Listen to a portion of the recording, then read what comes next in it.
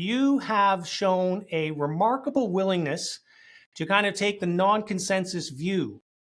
And I thought I'd just inquire, why is that? How are you able to do that? And why is that so important to your work here at the firm?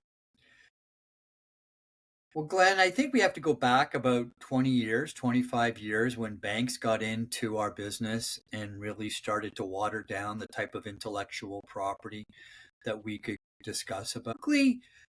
Our competitors give a very pedestrian point of view on what the world is. And what we try to do at Wellington is basically take a different point of view. But let me be clear, Glenn, when we take the other side of the trade, so to speak, it's backed by facts.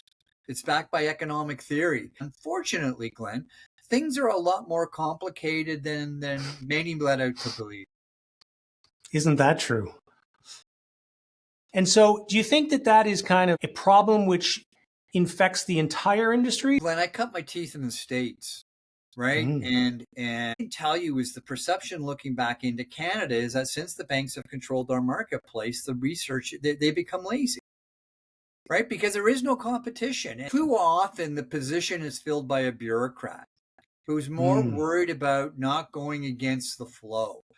Sure. Whereas what we're really trying to do is to help our clients achieve their financial goals, have honest discussions about topics, and maybe those conversations are uncomfortable. But Glenn, this business is really tough.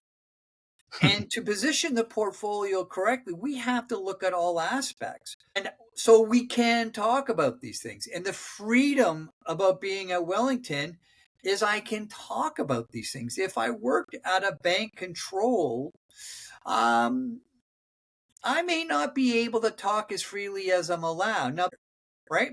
And we're allowed to do that to get our clients to achieve their financial goals. And that's the main point.